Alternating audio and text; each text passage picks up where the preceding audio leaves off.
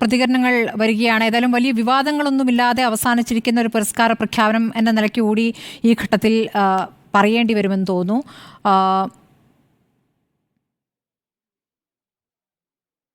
Sangeeth, എഡിറ്റിംഗിൽ award ലഭിച്ച സംഗീത് ഇപ്പോൾ telephone ലൈനിൽ പ്രതികരിക്കാനുണ്ട്. സംഗീത് കേൾക്കാമോ? സംഗീത് കേൾക്കാമോ?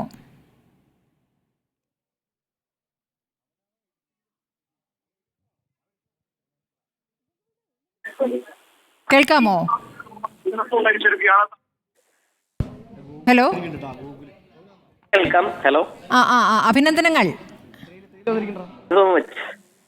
ഈ പുരസ്കാര ലബ്ധിയിൽ എന്താണ് ഇപ്പോൾ പ്രതികരിക്കാനുള്ളത്? ഭയങ്കര ഇമോഷണലി സന്തോഷമായിട്ടിരിക്കുന്നു. സന്തോഷം.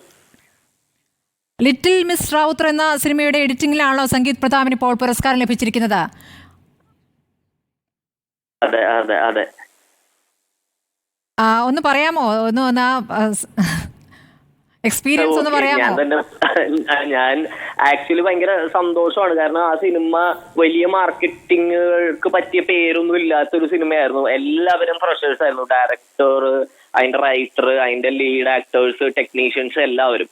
അപ്പോ നമ്മൾക്ക് ഈ കണ്ടന്റ് തന്നെ ആയിരുന്നു നമ്മൾക്ക് എന്താ പറയാ ആളുകളിൽ അട്രാക്ട് ചെയ്യാൻ ഓഡിയൻസിന് വേണ്ടിയിട്ട് കൊടുക്കാനുണ്ടായിരുന്നത്. അപ്പൊ അതുകൊണ്ട് തന്നെ ഒരു ടെക്നീഷ്യനെ സംബന്ധിച്ച് ഏറ്റവും ബുദ്ധിമുട്ടുള്ള കാര്യമാണ് ഏറ്റവും കൂടുതൽ റീവർക്കുകൾ വരിക എന്നുള്ളത്. അപ്പൊ ഞാൻ ഒരു 4 സിനിമകൾ വേറെ എഡിറ്റ് ചെയ്തിട്ടുണ്ട്. അതിൽ തന്നെ ഏറ്റവും കൂടുതൽ റീവർക്കുകൾ ചെയ്തിട്ടുള്ള, ഏറ്റവും കൂടുതൽ ഉറക്കം നഷ്ടപ്പെട്ടിട്ടുള്ള, ഏറ്റവും കൂടുതൽ പെയിൻ അനുഭവിച്ചിട്ടുള്ള ഒരു സിനിമയാണ്. അതെന്റെ ഒരു ഒട്ടും പ്രതീക്ഷിച്ചിരുന്നില്ല. കാരണം തിയേറ്ററിലും ആ മാർക്കറ്റിങ്ങിന്റെ ഇഷ്യൂസ് കൊണ്ട് തന്നെ അത്ര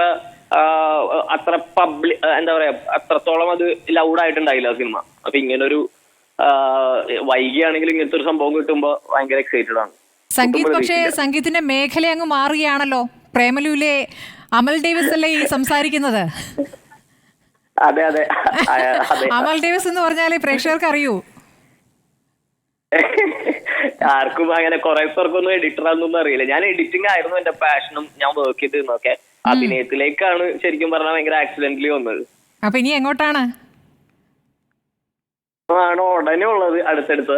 പിന്നെ എഡിറ്റും ചെയ്യണം. എഡിറ്റും ആഗ്രഹമുള്ള ഇത് തന്നെയാണ്. അപ്പൊ ഞാൻ നേരത്തെ ആണെങ്കിലും വളരെ കുറച്ച് സിനിമകളായിരുന്നു ചെയ്തിരുന്നത്. എനിക്ക് ഇഷ്ടപ്പെട്ട അല്ലെങ്കിൽ ഈ പറഞ്ഞ അങ്ങനെയാണ് ആഗ്രഹം. നല്ല സിനിമകളുടെ ഭാഗമാണെന്നായിരുന്നു ആഗ്രഹം.